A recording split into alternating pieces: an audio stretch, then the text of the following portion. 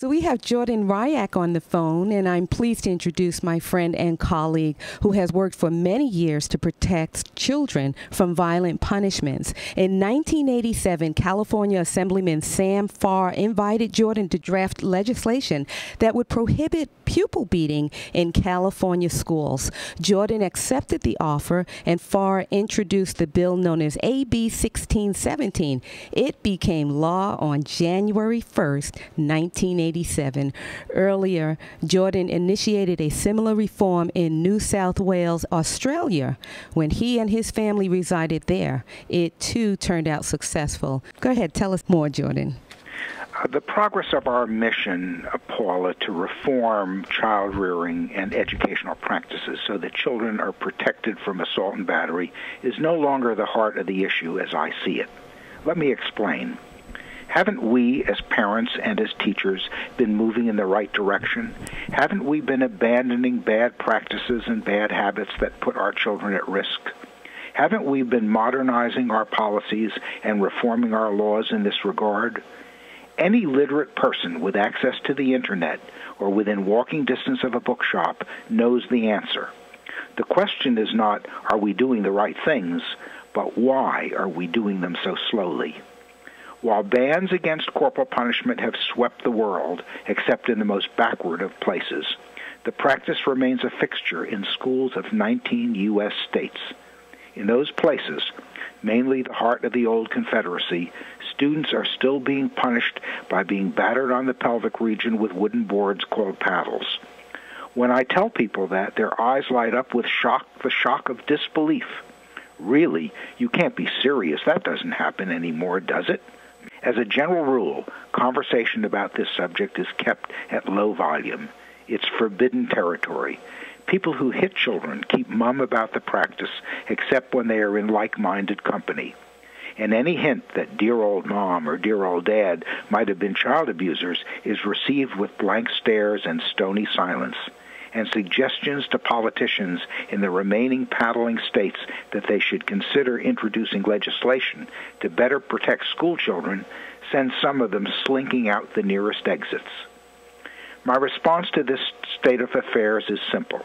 I say, now is the time to break the silence. Now is the time to clean up our act and join the modern world. Currently, 33 nations have extended to children, both in the home and at school, the same legal protections against assault and battery that apply to everyone else. They've closed Spanker's legal loophole. The list, beginning with Sweden in 1979 and most recently South Sudan in 2011, continues to grow, and there has been zero movement in the opposite direction. The only example of backward movement that I'm aware of involved corporal punishment in the schools of Germany during the Nazi era. There, the ban against pupil beating was temporarily lifted. As I speak, somewhere in the remaining 19 paddling states, there's a school child waiting outside the principal's office. The look on that child's face is one of fear and desperation. Her lower lip is trembling as she attempts to hold back sobs. She wipes a tear as it rolls down her cheek. She's waiting for the door to open and for her to be called in. She knows what's next. She'll be told exactly where to stand.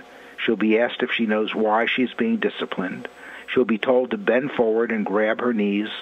She'll obey, and with heart pounding, she'll wait for the first blow to land.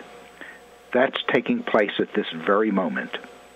I urge you, please, keep this scene fixed in your memory and retrieve it whenever this topic comes up for discussion. Eleanor Roosevelt had a poignant observation on a related topic. She asked, quote, "When will our consciences grow so tender that we will act to prevent human misery rather than avenge it?" Unquote. In closing, I'd like to recite a little poem which I believe, in the fewest possible words, sums up my position. There was an old woman who lived in a shoe. She was a kind-hearted mom who knew exactly what to do. She raised all her children with patience and love. Not once did she give them a spank, shake, or shove. Her children all learned to be gentle toward others, and good parents too when they became fathers and mothers. From their days in the shoe, they learned this about living: kindness, not force, is the gift that keeps giving. All right. Thank you so much. That message is very powerful.